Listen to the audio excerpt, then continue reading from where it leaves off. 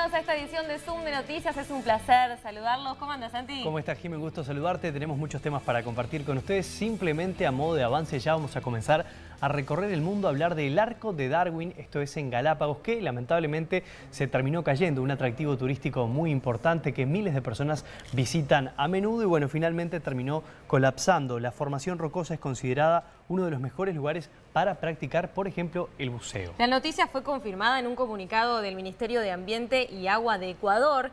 El atractivo puente natural se encuentra ubicado a menos de 1 kilómetro de la isla principal Darwin, en Galápagos. Las Islas Galápagos, a 1000 kilómetros frente a la costa de Ecuador, poseen flora y fauna única en el mundo y forman parte de la reserva de la biosfera. Es patrimonio natural de la humanidad, en la que viven unas 30.000 personas y está conformado por 234 islas, islotes y rocas. Estas imágenes que estamos viendo son de archivo, pero más adelante les vamos a compartir cómo quedó este icónico puente natural ubicado frente a las costas.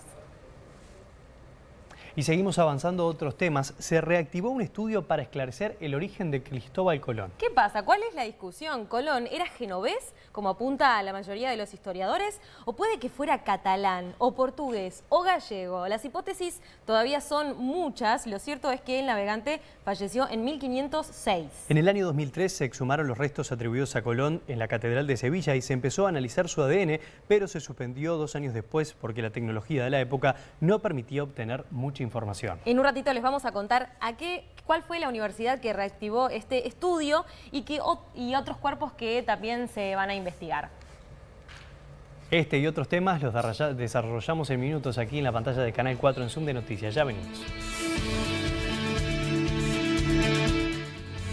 Y seguimos aquí en Zoom de Noticias. Gracias por estar del otro lado. Recorremos el mundo, Santi, y es momento de abrir el capítulo animal. Mucho hablamos de la relación animal, por ejemplo, mascota con los dueños, pero ¿puede haber amistad entre un pulpo y un perro? Los pulpos son animales muy inteligentes y cada vez se demuestra más. Según un estudio publicado por una revista científica, la inteligencia de los pulpos consiste en ser capaz de encontrar soluciones a los problemas inesperados. El hallazgo ha permitido a los expertos comprender un poco mejor cómo ha ido evolucionando la inteligencia de estos invertebrados a lo largo del tiempo, pero serán necesarias más investigaciones para descifrar por qué, pese a ser tan inteligentes, los pulpos viven tan pocos años. En un ratito vamos a conocer la historia de Pancho, el perro, y un pulpo en las Islas Canarias. Seguimos viajando por el mundo y hace unos días estuvimos viendo distintas iniciativas para incentivar la vacunación, por ejemplo la que hacía el alcalde de Nueva York. Veamos una consulta que la realizó en Argentina. Sí, cualquier turista podía llegar a vacunarse en diferentes partes de esa ciudad. And you're in Radio City Music Hall. Can I ask you a question? Sure. Thank you so much. So some tourists, people from abroad, are getting vaccinated in Grand Central. They show their passport and they get the vaccine. When do you think we're going to see all sites available for tourists who come from countries where the vaccine is not is scarce, not readily available, and they are eager to come to New York? They see, you know, the ad campaigns with the Statue of Liberty, come to New York and get vaccinated. So when that's going to be a reality? Where are you from? Argentina. Anyone can come and be vaccinated here in New York and receive proof of vaccination, and that proof works anywhere in the state. If they go to the website, when they put their address in Argentina, they get rejected. So if they come, can they walk in and just get vaccinated, or? Rob? We have walk-ins now. We do have walk-ins now on the address, but we'll work on the technology issue to make sure that they can reflect that. The issue is that the technology was designed for New Yorkers to make sure that it goes into our system, and then there's a record, because they're not residents. They don't get put into the NICE system. So we're working. Now, what do they need? With the passport, that's enough? Right now with a passport at those sites, but not every site has gotten all of the instructions for it. It's mostly a New York City issue, but we're working on it. But Governor, that's a pilot program that stops May 22nd, right? The pop-ups in the subway stations. We don't know exactly when that ends. We're going to see. These pop-ups in the vaccination in the subway stations has just started last week. It worked very well. We extended it. If it continues to work well, we're going to extend it more. But besides the subways, we have pop-up sites everywhere. Director Mujica. All state and city sites, you can go walk up and get it done. and we'll update the guidance so that you can make appointments, but that just hasn't been done yet. But you can walk into any... Seguimos adelante con otros temas. Vamos a hablar de una especie de alarma que se generó en Dubái. Atención a esto. A través de su cuenta de Twitter, la oficina de medios de este país confirmó que la policía de Dubái está intensificando sus esfuerzos para localizar a un felino salvaje que fue visto suelto en la zona residencial de Dubái y destacó que se han tomado todas las medidas necesarias para asegurar esta área y garantizar la seguridad de sus residentes. La policía explicó que la búsqueda está en marcha a través de un grupo de equipos capacitados en el área donde se informó por última vez que se vio al animal, así como en las áreas circundantes. La cría de animales salvajes no domesticados es una de las prácticas que están penalizadas por la ley en Dubái y el castigo para quienes cometen tal acto es de encarcelamiento por un periodo de 6 meses y una gran multa económica. Y además se pidió al público que llame al número de emergencia 901 si se ve o si se sospecha que el animal indicado se encuentra en las inmediaciones. Seguimos viajando por el mundo y vamos a hablar de una compañía sueca que creó un traje que parece que cambiará la vida de las personas que tienen la enfermedad del Parkinson. Ayudará a deshacerse de los temblores a través de impulsos eléctricos.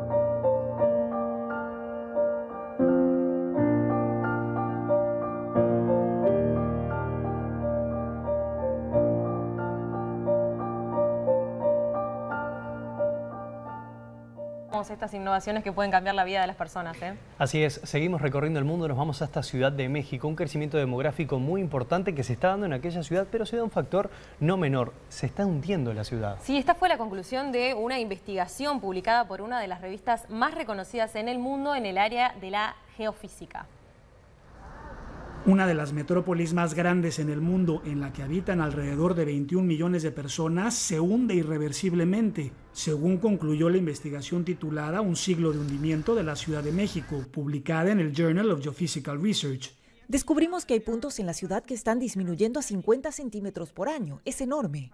Estelle Chaussard, la autora principal de la investigación, destacó que los riesgos van desde el colapso de estructuras, como recientemente sucedió con la vía del metro en la que fallecieron 26 personas, hasta la seguridad hídrica de millones de habitantes. El terreno se está hundiendo y el primer paso que se podría dar es asegurar que la infraestructura se repare a tiempo y siga siendo monitoreada. Eso es algo que requiere mucha mano de obra y mucho dinero, pero es necesario ahora mismo para garantizar la seguridad de las personas que viven en la Ciudad de México.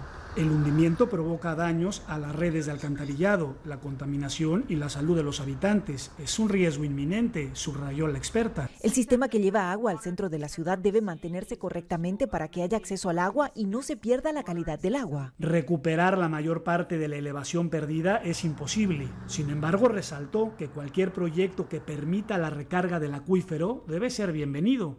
Ante este panorama, tal vez lo que nos quede es aferrarnos a lo que dijo Martin Luther King.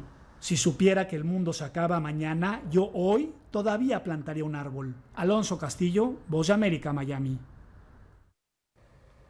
Y ahora tenemos una mala noticia para los amantes del turismo porque colapsó el arco de Darwin en la isla Galápagos. Este puente era un ícono en la zona que se encuentra a 1 kilómetro de la isla principal.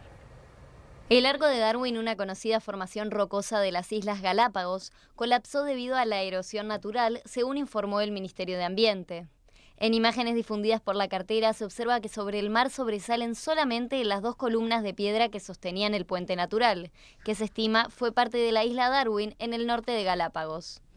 La isla lleva el nombre en honor al naturalista inglés Charles Darwin, que usó como laboratorio natural el archipiélago para desarrollar su teoría sobre la evolución de las especies.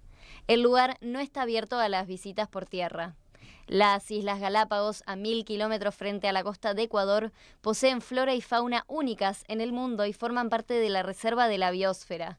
Este patrimonio natural de la humanidad, en el que viven unas 30.000 personas, está conformado por 234 islas, islotes y rocas. Solo 4 islas del archipiélago están habitadas.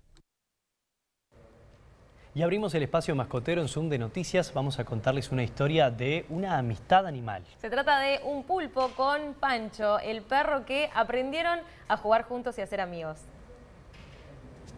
Tenemos a un pulpo extremadamente curioso. Y por otra parte, a un perro extremadamente cariñoso. Pancho, un golden de 11 años, que sin duda alguna es el perro más bueno del mundo mundial, la raza más buena que se puede tener en un hogar por lo noble que es. Y en una de las tantas excursiones que hacemos a los charcos, a los diferentes charcos que podemos ir con los perros, encontramos un pulpo chiquitito. Pensamos que ese día no pasó nada, en principio pues solo lo vimos y el pulpo se escondió, pero a medida que íbamos todos los días, el pulpo seguía allí. De hecho, ha pasado meses y el pulpo continúa allí. Bueno, pues se creó una especie de amistad. De hecho, he llevado otro perro, el de mi hermana, y el pulpo no quiere ver a ese otro perro. Solo es con Pancho, se acerca, lo toca, Pancho intenta olerlo, Pancho se pone a curiosear cuando el pulpo se pone a jugar con él. Estudios recientes demuestran que los pulpos son más inteligentes de lo que se creía. Si a esto le añadimos un perro tan especial como Pancho, al final el roce hace el cariño. Qué fascinante, ¿eh? Y cómo nos enseñan a que debemos respetar a todas las especies. Muy linda historia, ¿eh? Sí, ahora nos vamos para la China, Santi. Los invitamos a viajar porque allí un rascacielos de 300 metros desató el pánico en las redes sociales luego de haber oscilado durante unos segundos. Según la agencia de emergencias de Shenzhen, no se registró ningún sismo. Ingenieros inspeccionaron este miércoles un rascacielos en el sur de China, un día después de que una oscilación de su estructura de origen desconocida desató una ola de pánico y cuestionamientos sobre las normas de construcción en el país. El edificio Sec Plaza, de 291 metros de altura cerca de Hong Kong, comenzó a oscilar la tarde del martes, lo que provocó la rápida evacuación de la gente que se encontraba en su interior. Los equipos de emergencia rápidamente descartaron que se tratara de un temblor en el distrito de Futian, un centro tecnológico chino. Las autoridades indicaron que no se detectaron más movimientos y los expertos no encontraron anomalías en la estructura principal y el entorno del edificio. Los colapsos de edificios no son raros en China, donde normas permisivas de construcción y la acelerada urbanización en las últimas décadas permitieron levantar edificaciones rápidamente. Las redes sociales se incendiaron después del incidente del martes, con cientos de miles de comentarios de usuarios preocupados por las normas de construcción. Seguimos adelante con otros temas. Es momento de hablar del Tratado de Libre Comercio celebrado entre Canadá, Estados Unidos y México. Para la administración de Joe Biden, el cambio climático es parte fundamental de este tratado y nos amplían sobre este tema nuestros colegas de La Voz de América. El cambio climático, tema transversal de la administración Biden y que fue ignorado por la pasada administración estadounidense, será prioridad en la práctica comercial establecida en el Tratado de Libre Comercio de Estados Unidos, México y Canadá.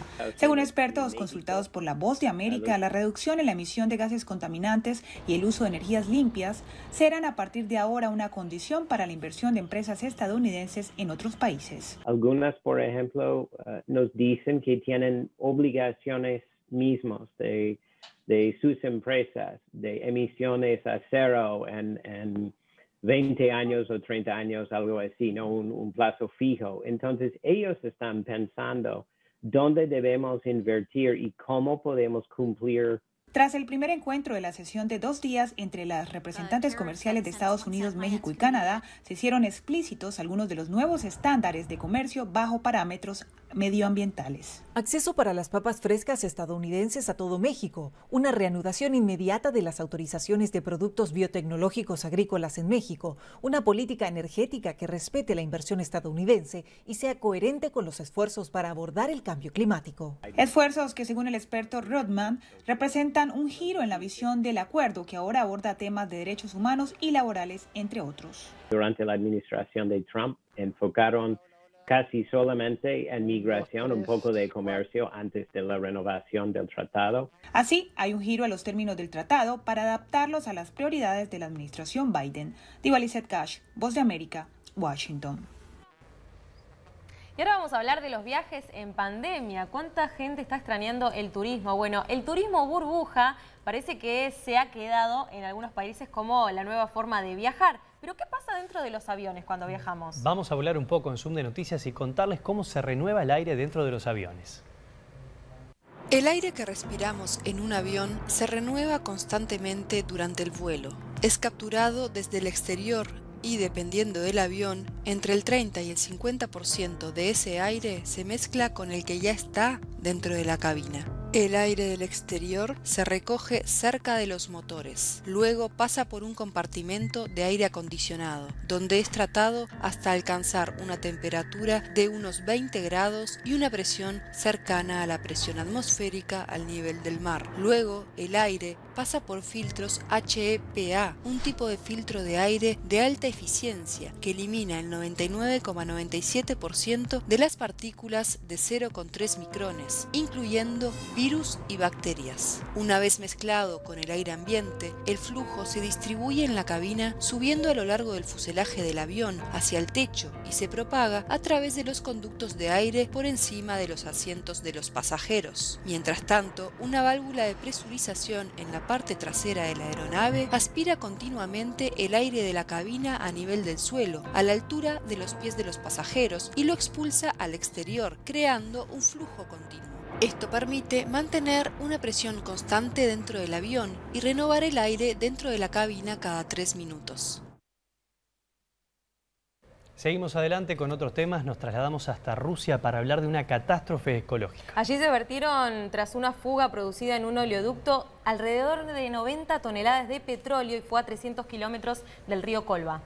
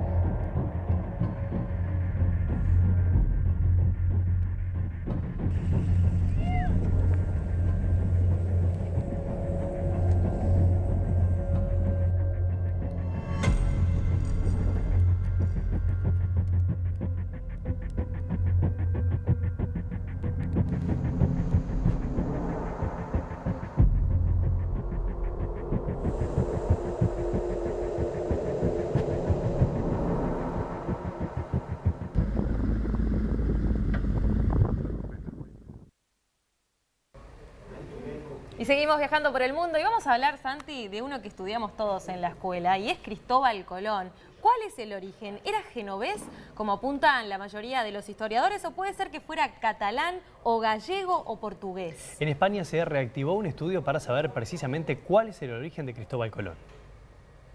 Una universidad española reactivará un estudio del ADN de los restos de Cristóbal Colón para esclarecer el misterio sobre el origen del explorador. Así lo anunció este miércoles el experto encargado del proyecto. ¿Colón era genovés, como apuntan la mayoría de los historiadores, o puede que fuera catalán, portugués, gallego? Las hipótesis son todavía muchas, desde la muerte en 1506 del navegante que llegó a América en 1492, descubriendo un nuevo mundo para los europeos.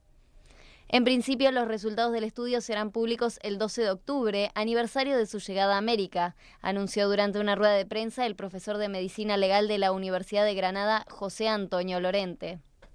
Conservados en una cámara fuerte de la Universidad de Granada, los restos atribuidos al navegante, su hijo Hernando y su hermano Diego serán analizados en colaboración con la Universidad de Florencia en Italia y la Universidad del Norte de Texas en Estados Unidos. Aunque desea y espera conseguir resultados totalmente concluyentes, Lorente reconoció que no es seguro que se pueda obtener ADN de todos los huesos en cantidad y calidad suficiente para llegar a una conclusión.